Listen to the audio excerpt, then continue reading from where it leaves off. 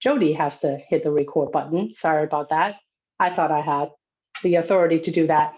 But anyway, I think, today, as you may know, January is National Mentoring Month. There's really no better way to close out the month by having someone like Imari join us to discuss kind of the role of mentoring at a time like this. And I'm going to really save the introduction to for Imari to introduce himself, but just very briefly, this is like a homecoming for us. Imari was actually one of the formative leaders of Friends of the Children Boston. He, in the earlier years, put Friends of the Children Boston on the map, and actually was there when many of our young people who are now young adults, successful young adults who are, in college and working, and he was the one responsible and really responsible for bringing them on. And so this is a full circle for us and a very proud moment.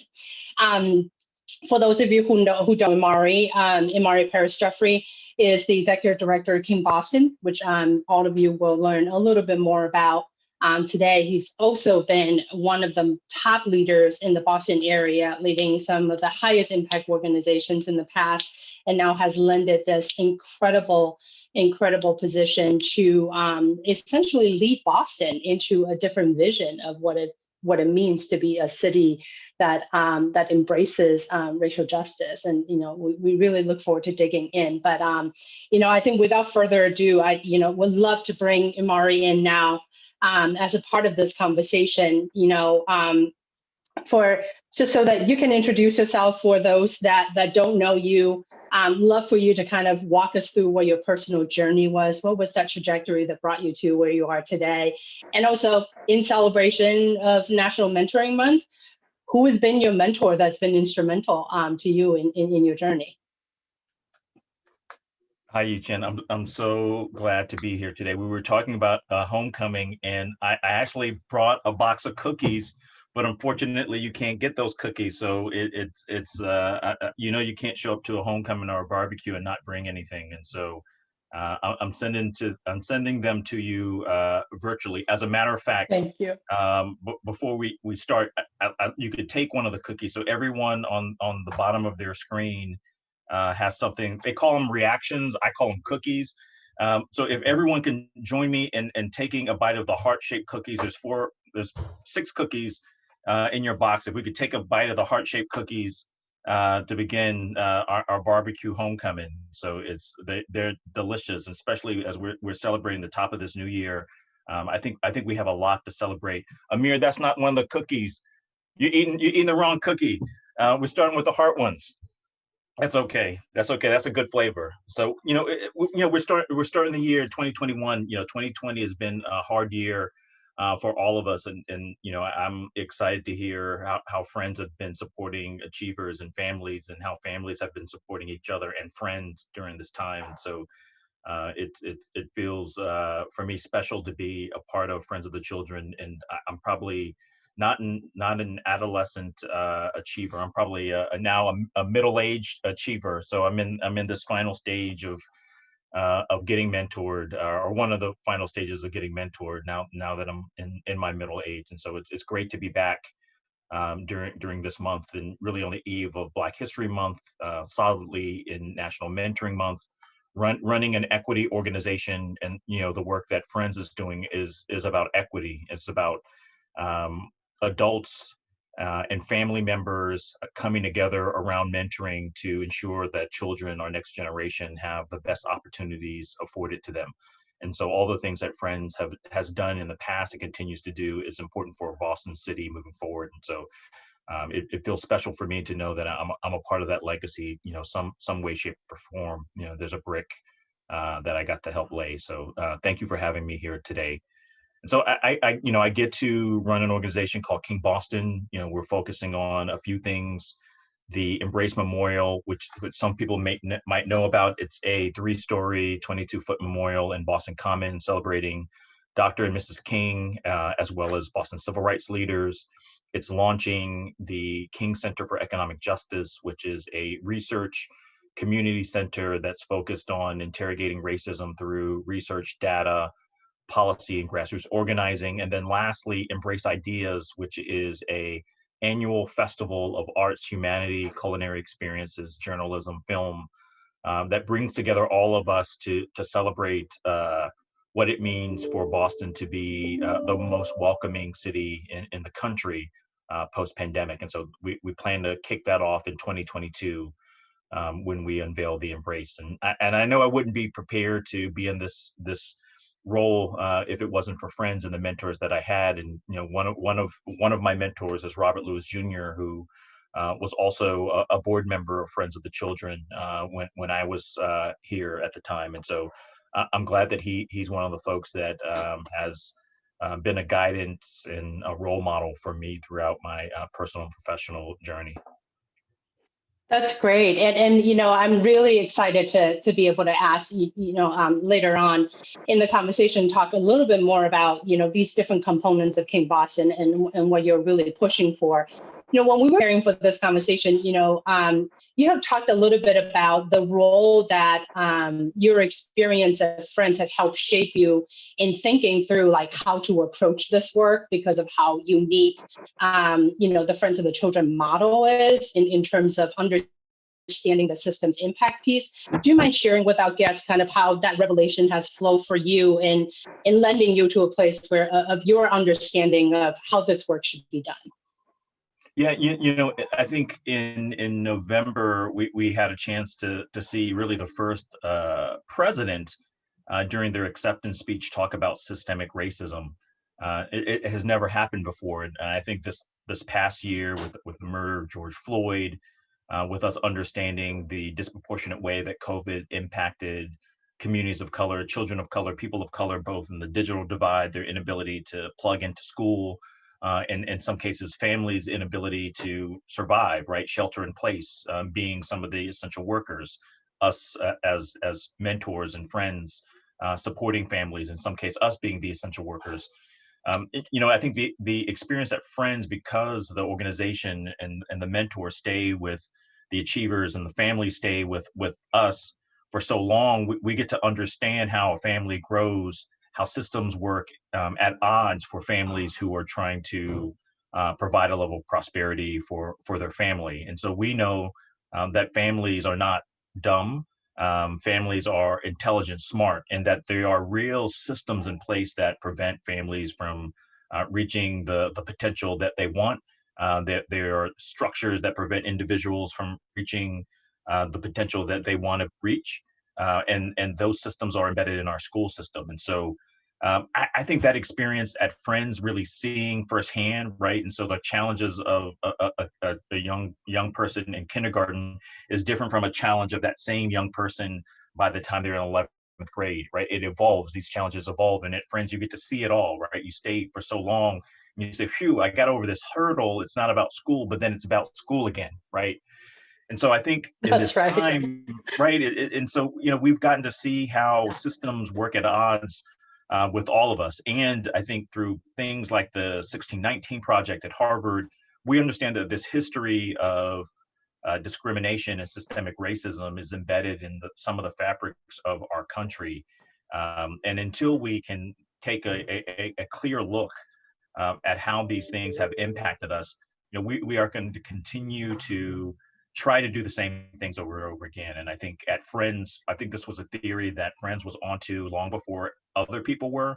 And I think the country has caught up to this conversation around interrogating systems and not looking at people as having deficits, but understanding that they have a lot of assets that have allowed them to survive in these systems. And I think that's been one of the unique things that Friends has done, since before I got there. It continues to do that, continues to innovate in that way. And so Friends is a partner in this work and has always been. So it's pretty exciting to see that the city and the country has finally caught up to something that Friends has been doing for years. Yeah, absolutely. And I so appreciate you saying that. I think one of the things that you also talked about, Imari is known for not only his organizational leadership, but really his thought leadership and his just willingness to give and be active and be an advocate all throughout. And I think that, the fact that you now lead and advocate on the systems level, but from being, sitting on the board of trustees at the UMass system, as well as being on the governor's council, and lending your voice and elevating some of these gaps that are in the system. It's I think help you kind of think about there's work that's happening on the ground, but at the same time, we need advocates and champions at the very top. And so I just want to take a moment to say thank you for lending your time, your talent, your knowledge, and your voice in that way, because that at the end of the day trickles down to changes that impacts our young people and their families on a day-to-day basis. So I appreciate you, if I don't say that enough. And I think gear to, again, this is about National Mentoring Month. The question that I often are asked is saying, what is what's the relationship between mentoring and social justice, right? And this is a month, meant to celebrate the service of mentoring. And this year it's happening with the backdrop of an entire nation essentially over the last year awakening to something that we've always known, but then also actively engaging in the process of racial healing and reconciliation. Being the executive director of the King Boston, and trying to really contextualize the lessons that Dr. King and as well as Mrs. King left and their legacy. Do you mind kind of helping us, make that connection in your own words? What does mentoring and the role of mentoring play in Dr. King's vision for this country, as well as, what does the role of mentoring mean in his legacy? The thing that, because Dr. King is looked at as an icon and in some cases a saint, and we forget that he was not liked. I think after he was assassinated, many folks, there was a survey where many folks thought that he had it coming. He was in the top 3 of the most unliked Americans at the time around his assassination, and so I think there was a sentiment where people didn't have a lot of empathy. And so I think through our own growth and learning, we've caught up to some of the philosophies that King talked about, and these philosophies weren't birthed in King's head, right? They just didn't come out of thin air. Dr. King had mentors like Benjamin Hayes, like Baynard Rustin, like Howard Thurman, who was at Boston University where he was a student. And so the role of mentoring was directly impacted on Dr. King, because I think he took a lot of these philosophies and of these people who came before him and was able to incorporate them and really evolve. And so towards the end of Dr. King's life, he expanded his notion of civil rights to include workers' rights, to include anti-war protests, to include environmental justice. And so a lot of this new emerging philosophy from King came from him being mentored by several prominent mentors. And there's 5 mentors that have been known to be the 5 folks that influenced Dr. King the most. And another thing I will say that, Dr. King, also was killed at an early age. He was still in his 30s when he died. So he was relatively a young person.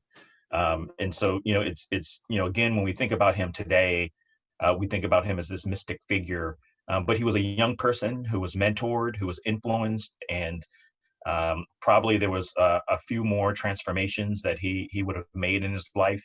And in his short time with us, there were a lot of leaders that were mentored by him, and some of those leaders were in Boston. And folks like Hubie Jones and Mel King, who are still with us. Hubie Jones is one of my mentors, and he was greatly influenced by Dr. King. And so there's a legacy of mentoring in King's message, both as someone who received mentoring, a person who mentored others, who eventually, mentored leaders in Boston. So in some way, shape, or form, I feel like Dr. King is at least a great grand mentor of mine, because some of the folks who mentored me were mentored by Dr. King or his contemporaries. And so I think the role of mentoring is also important, because I think one of the things that Friends does is redefine who gets to be a mentor and who doesn't get to be a mentor. In a way that and this is not a knock to traditional mentoring organizations. And so if, I see a lot of older familiar friends on the call, and I think a lot of traditional mentors have a model on who should be a mentor or what qualifies one to be a mentor, in a way that Friends has turned on his head. Not only do we understand the importance of mentoring, so much so that it's a paid position, because being an influence in someone's life requires a certain level of value on them being able to survive and live. And so I think that's a way that Friends, again, is unique. I know I don't have to do a Friends of the Children commercial for you. I know. Why do you think we're recording this? but it's it's etched in my heart, and I think a Yeah. lot of the things that I when I think about this, the anti-racist work, the role of building coalitions, I learned through my experience as a partner, as a staffer at Friends, because there's no way as a friend or as a mentor you couldn't build coalitions. And you're not the center of a family's life. You're actually a planet revolving around a family's life, and so there's a level of humility that you have to approach the work. You're a grassroots organizer, because you're an advocate. Sometimes you are a counselor, and sometimes you are an attorney, a non-practicing or non-legal attorney. And so there's a myriad of things that you have to do in this organization, that are rooted in some of the values of Dr. King: building coalitions, not doing things alone, understanding that we're a part of a beloved community, and that we're stronger as a community, understanding the ways in which housing and racial equity and wealth building and education are interconnected with each other, and that you can't focus on one thing, that you have to focus on people holistically, and that you have to be vulnerable and you have to be honest. And so there's no way that you're going to be successful in this organization as a friend if you're not vulnerable and honest, because there's a lot of things that you don't know. And I think those are some of the values that Dr. King passed on to us. And I think that's some of the values that I think we've had to relearn. Many of us who are not experienced with Friends have had to relearn during the pandemic. And so those are some of the things that we want to do, returning back to normal. And so I'm hoping that some of the values are sustainable post-pandemic, and I'm pretty optimistic they will be.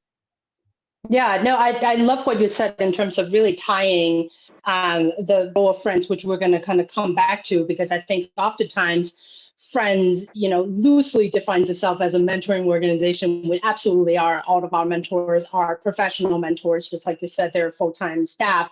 But you also alluded to it, there's so much more than that. And I'd love to come back to that, but I'd like to stay with this concept of beloved community for a second.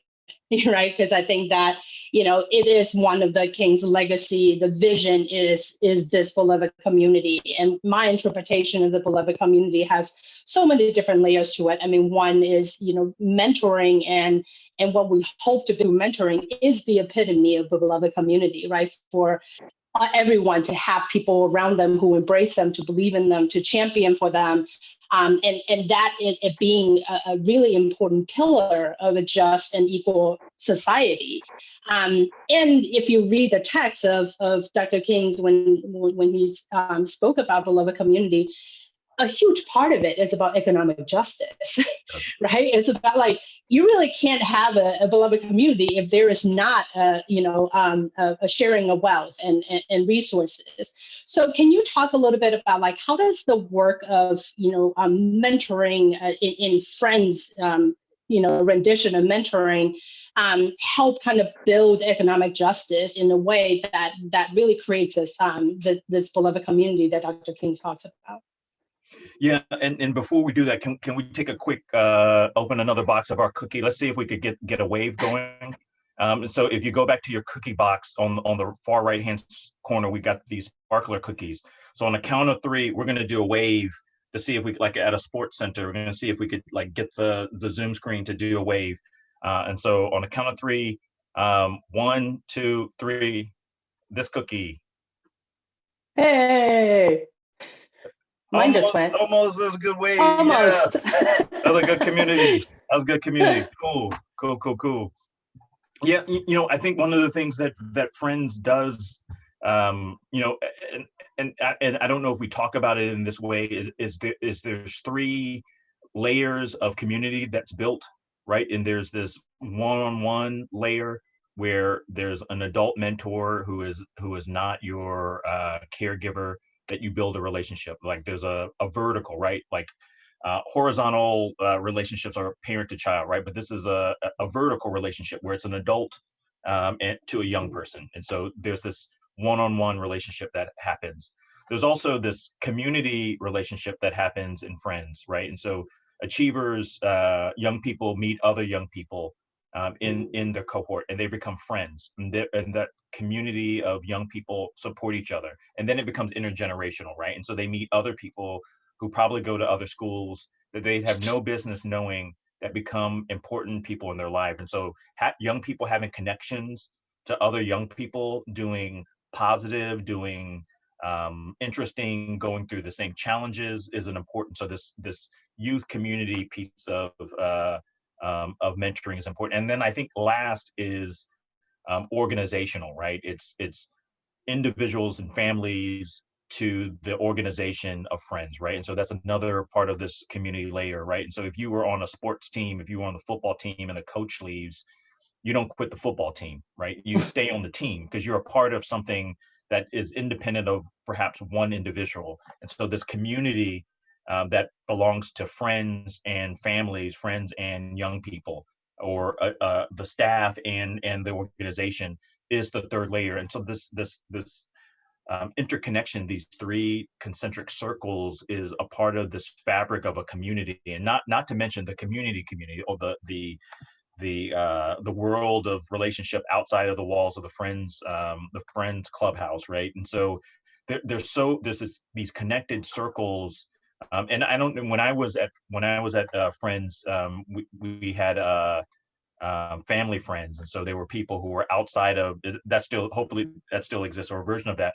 And then the same with companies, right? And so I see my friend Allison on the Zoom, and so companies were a part of that community. And so this idea that we are connected together, that you don't have to be in the same family to feel excited. And I was having this conversation earlier today. One of the things that I hope happens post-pandemic, as we think about how important other people are to us, is that we celebrate folks as hard as we would celebrate ourselves. And so it's like, just because it's not your birthday doesn't mean you don't get excited because it's a sibling or a loved one, right? It doesn't have to be your birthday to be excited about it. And I think Friends has a way of getting other people excited about celebrating other folks.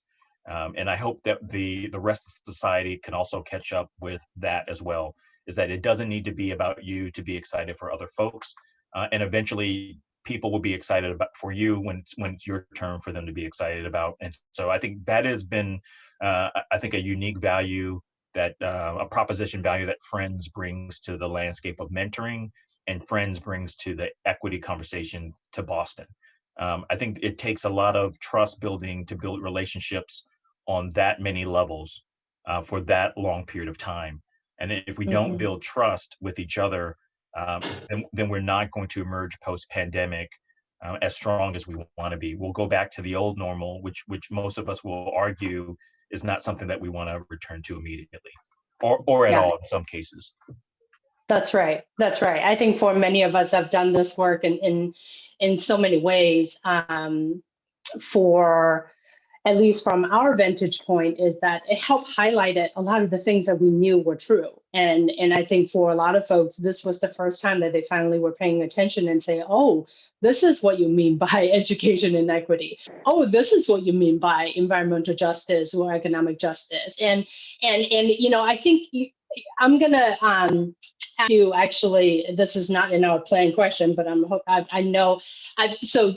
I think full transparency, in preparation for this conversation with Imari, I've listened to every single Imari interview that was done since June of last year, as well as read every single article. And so I feel like I am like an Imari expert right now. So one of the things that Imari actually is the person that's upfront talking about this, at least the first person I'm talking about this, is that the fact that United States and Boston is going through its third reconstruction, and how important this timing actually is. So do you mind kind of, walking us through what you mean by that? I've heard you said it so many times, and it really resonates with me in terms of the urgency of the work. Yeah, and so thinking about the first two reconstructions, the first one happened immediately after the Civil War. The second one happened during the Civil Rights Movement. Really, some people characterize it 1948 after World War II to 1968, 1969. And so it's a combination of a bunch of factors that include legislative, economic, and social factors around rebuilding the country, where African Americans have come into prominence and have moved the needle around racial equity.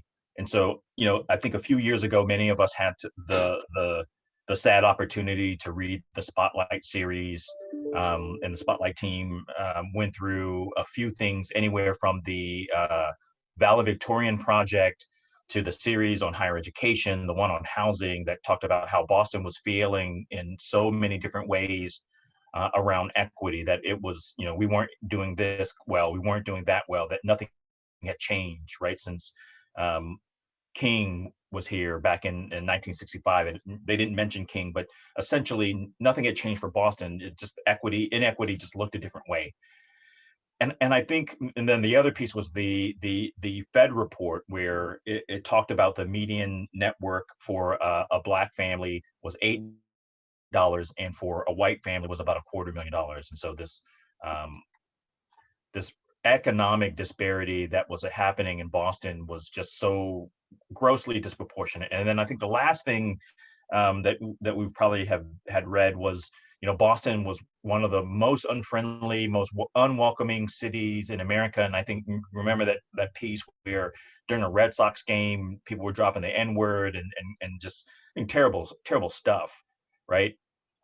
I think Bostonians heard that stuff and wanted to do something about it, right? I think we as a city and as a state have a chip on our shoulder, and I think we're starting to see real changes. And I think part of this reconstruction, again, it's legislative, it's economic, and it's social. And so I think this legislative awakening has occurred. And so over the past few years, we've seen the emergence of Ayanna Pressley as a national figure. We have an attorney general who is one of the most progressive in the state. Also, in a same-sex relationship, we have our top law enforcement officials in Boston are three African American males, right? Our sheriff, our chief of police, our MBTA police officer, our DA is a Black woman. The city council is made up of mostly women of color, and we're on the verge of having our first mayor of color, Black woman, Kim Janey. So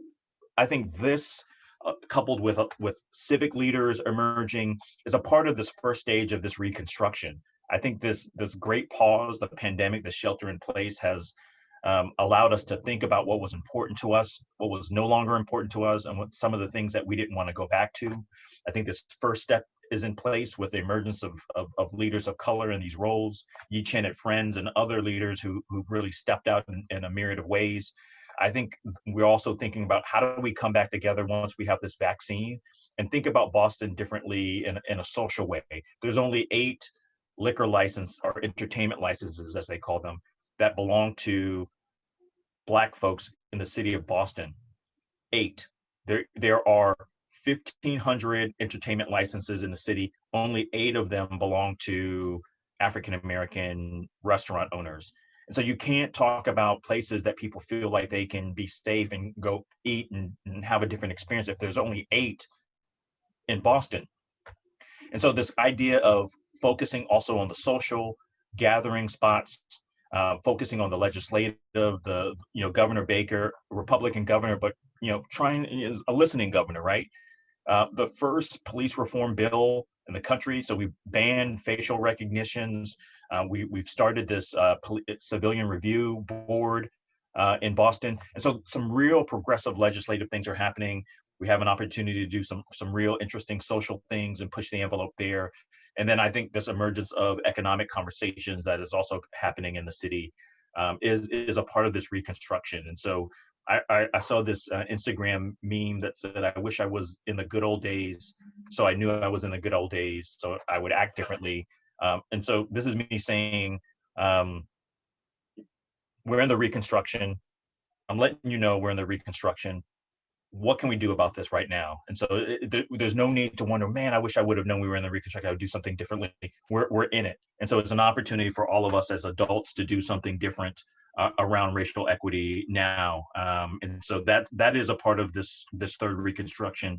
We're in the middle of it. The elected leaders, the civic leaders are a part of the reconstruction. The legislative piece is a part of the reconstruction. The other two are about social and economic. And I think there's a role for us to play as nonprofit leaders, as civic leaders, as individual leaders, as family leaders.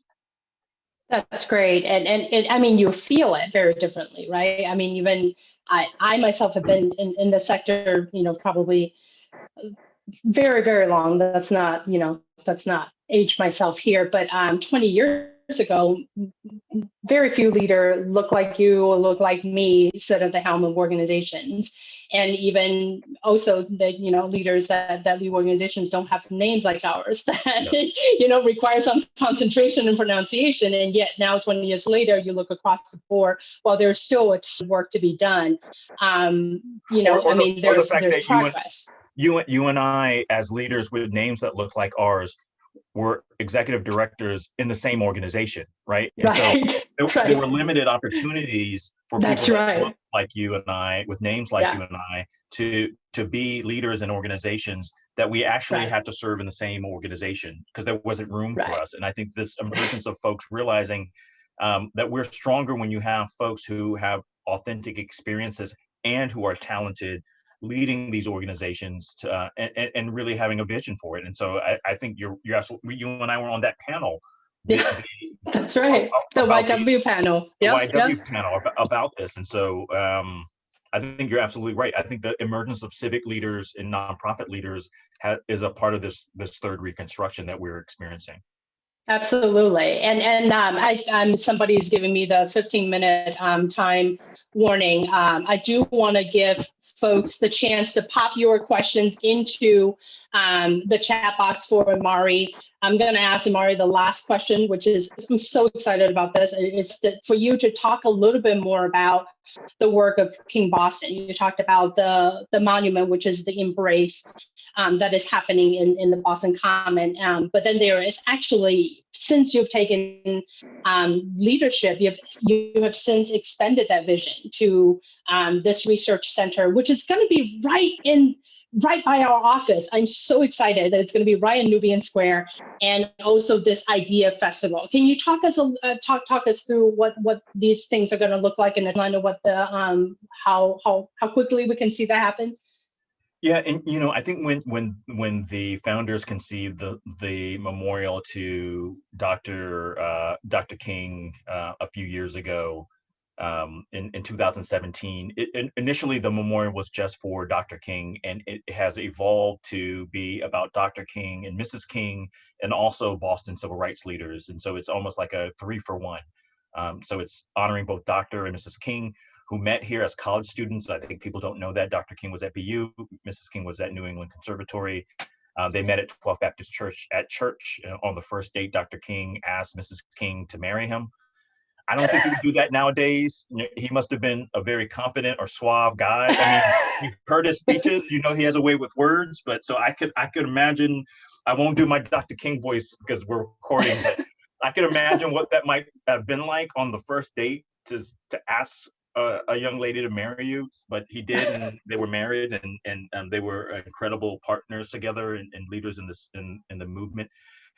But what I think we've seen throughout the pandemic and before was that stone and steel are no longer acceptable in a modern society to memorialize people.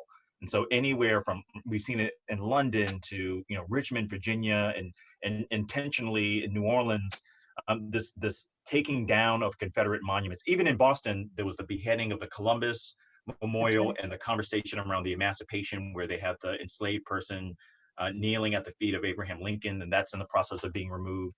And so we understand that stone and steel is no longer appropriate as memorials, and that a lot of cultures, indigenous cultures, Asian cultures, different Black cultures, Latinx culture, memorials aren't even permanent, right? They're moving, they're fluid, they're not in that way. And so we had to reimagine what it meant to be a memorial. The Daughters of the American Confederacy built 700 memorials, 425 were built in the 1920s. And so these were markers, they were political, and they were meant to say you are not welcome. And so what does a memorial that is 3 stories high in America's oldest park say for Boston? What does it mean? And so we said, you know what, I think it means that Boston is ready to make a commitment around racial equity, around inclusion, around being a friendly city, around righting wrongs, around making some changes. And so it's symbolic that we created the memorial and put some values behind it. In order to make good on that promise, we needed a center to organize other research centers. Boston's the 4th largest college town, so there's a lot of research centers, including the one started by Ibram Kendi here in BU. And so we needed a community research centers that could organize other research, that can use grassroots organizing, that was in the community, that could be a trusted partner. Like, no one from Mattapan is going to Harvard to listen to scholar X, Dr. So-and-so give their treaty on neighborhood development. No one's going to do that. They might go to Dudley, right? And so, or Nubian, excuse me. And so we wanted to create a center that felt accessible and real to people. And so I think the other thing that is emerging in anti-racist discourse is the humanities, this conversation around spatial justice, this conversation around well-being. And so a lot of time in anti-racist discourse, we've been talking about policy, we've been talking about systems change, but we haven't talked about how we've all been socialized into a racist society, how our implicit biases have been socialized through what we've seen, how we listen to music, how we engage with each other. And so Embrace Ideas is our way to utilize arts, humanity, TED Talks, film, culinary experiences, journalism, to interrogate racism in a way that's accessible to people, to have a truth and reconciliation conversation that's centered in love and the heart, music, and the humanities. And so the idea is to kickstart that, and we did with the Voices on King, which played a few weeks ago, and a series of virtual programming that we'll see. And it will culminate with the Embrace Ideas Festival in 2022. And so when we unveil the Embrace in Boston Common, we hope to have this first equity festival in Boston with all those things, and have Labor Secretary Walsh bring Vice President Harris to break the champagne bottle off the side of the Embrace and say Boston is welcome, and create a catalytic moment for our city. And so the idea is that Embrace Ideas is about all of us. It's not about King Boston. And so we've invited other organizations to participate in that festival with us.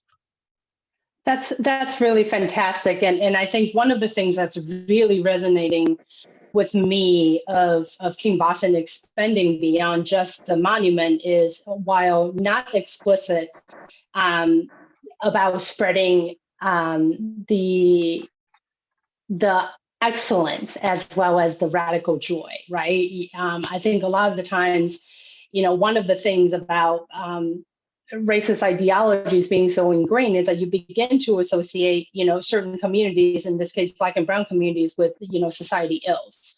And we've come a really long way understanding that it's not an individual's responsibility. And yet I still am having a hard time seeing enough Black and Brown excellence being celebrated publicly, right? And I think one of the most, recent examples that I see is Amanda Gorman's poetry and Inauguration Day. Mind blowing, absolutely. I mean, it is just, it's hauntingly beautiful. And there's so many incredible poets here. And it shouldn't be astonishing to folks that that there are poets out there like that looks like her, that are have the literary traditions. And so I think that this idea of celebrating excellence, this idea of using arts and celebrating radical joy in the midst of racial healing and Yes. racial reconciliation. I mean, it's an exciting time, and I think the momentum is right to move a lot of that work forward. So I'm going to actually pause to see if there are any questions that's coming through the chat box for Imari, for people. Oh, okay, here we go. There is one. I have it here. What advice do you have for communities that are lagging behind Boston? Our community is an opportunity point, have just passed a resolution declaring racism as a public health crisis, and many in the community resist this, even folks who support Friends of the Children. Many don't see obstacles as systemic, embedded, or race-based, but as rooted individual weakness. They also don't see that addressing racism is helping kids. How do we bring the progressive conversation and education to a conservative community without being accused of getting off mission? Oh, that's a good question. What I'll say is, I don't know if I have an answer to that, but I think it's spot on. I think the only way that we are going to be able to interrogate racism is if we think about racism as a public health crisis, and that we approach the solving of racism like we are trying to solve for cancer. Because we've all been socialized around racism and we've normalize whiteness, it's hard for some individuals to see how some things benefit one group and how other people are disadvantaged by those things. And so it doesn't surprise me that even folks who support Friends of the Children might see this conversation around breaking down systemic racism as off mission. And I would say that there's a reason why, like the hard and fact question that you have to ask yourself is, and I think maybe you said this at the end of the conversation, you really have to believe that the black and brown children that we, or in families that we work in Friends, are stupid because they can't figure this out, or that there is a system that's actually perpetuating a certain group. At the end of the day, that's the fundamental question. So I'm just going to ask the question, right? Because this piece around it's individual weakness. You're either saying that these communities and these individuals are really that dumb and inferior that they continue to do this to themselves, or that there is really something in place that is holding this community back that I don't see yet, and I need to get my glasses so I can see it. Like that's the question, but that's a hard question to answer, right? And so I'll give you an example. I recently became a pescatarian, right? And so, cool, like I'm just eating fish, right? And so, what I know about eating meat, and I'm sorry, I hope this doesn't sound judgy or preachy, because sometimes you meet people who are vegans and they make you feel bad. I know that cows and animals are sentient beings, right? And I know that factory farms not only torture animals but are bad for the environment. Right. I know this. We all know this. We've seen the videos, Super Size Me and all that. We know this stuff, right? We do know. And we know that we can get our protein from plant-based diets and fish. We all know this. This is true. Or, there's many ways to get that protein. But yet, it is difficult because there's not a party that you go to or a buffet that you see or many of the dishes in your restaurant that doesn't serve meat or involve meat or dairy or animal-based products. It's almost impossible for you to, you have to go out of your way to get a plant-based diet. You have to go out of your way to get plant-based foods when you maneuver in the world. Even the stuff that is centered in plant-based diets, some of that is made out of meat products. It's almost impossible. That's like racism, right? So we know that racism exists. We think it's bad for people, but there's so many things in our life that says, I benefit from this, right? And it's everywhere, right? And so how do you deny these privileges? Because it's so hard for you to not use them, take advantage of them, right? And so it's the same thing, as a similar parallel there. So I understand because in my journey to only eat plants, it's been difficult, and I've done it to see how difficult it was, because everything in my life tells me I should just eat meat. It's there, it's easy, it's yummy. I've been socialized it. I've been eating meat my whole life. No one told me that, eating meat was harmful to these other sentient beings. I'm just now learning that now. Well, what do you mean they're harmful? Like, I never heard of that before. This is the first time. Like, you're getting off mission here, Imari. This is about eating. This is about Thanksgiving, and now you get right. And you see what I'm saying? And so it's really hard to do.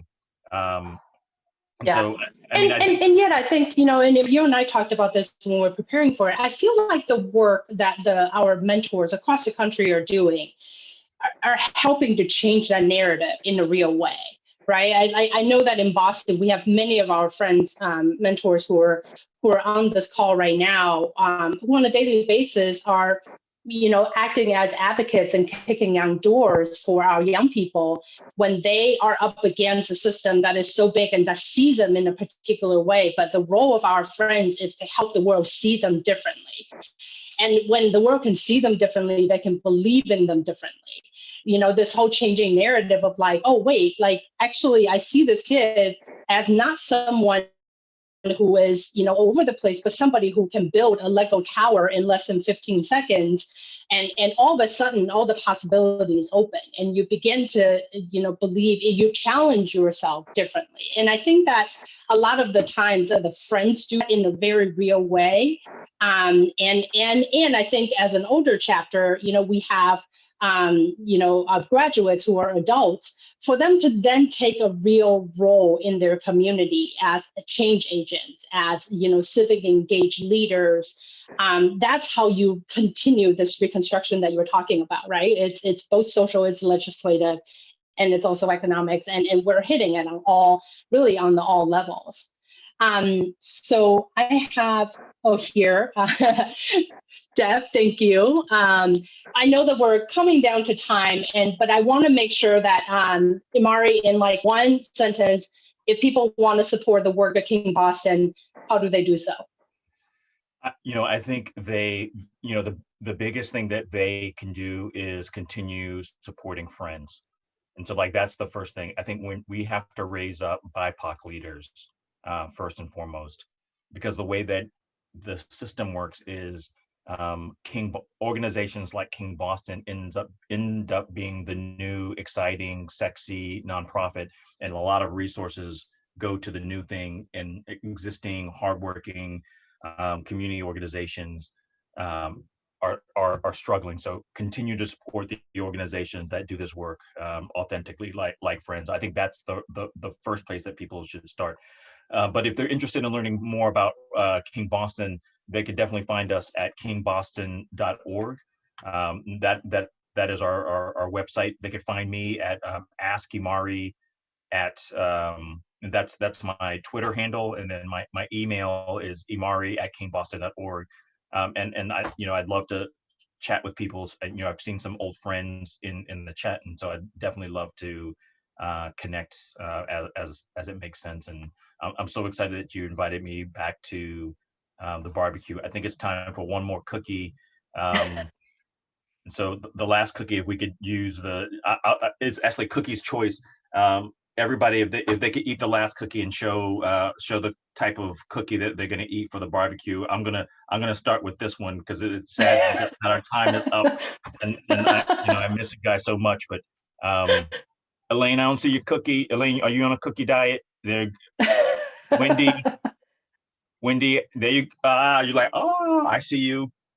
Ashan, I'm calling you out. I'm calling you out, Ashan. Thank you for having me, friends, community. Of course. And if you have, even just after this, please do find the King Boston, the Voice on King. It is so powerful, and ranging from how, philanthropy, city and state leaders, museum leaders, and folks are from the community thinking about what does Dr. King's legacy mean in a year like 2021. I encourage you to watch it. It is incredible. And if you like the format of our virtual coffee chat, there's another one coming up on February 27th. Is that right, Jody? And this one is going to be very special. It's going to have a bunch of our achievers in it. And so mark your calendar. We welcome you to come back, and we hope to see you on the next one. And thank you again, Imari, for this incredible conversation that I will revisit over and over again, just for reminder and inspiration. Thanks, Imari.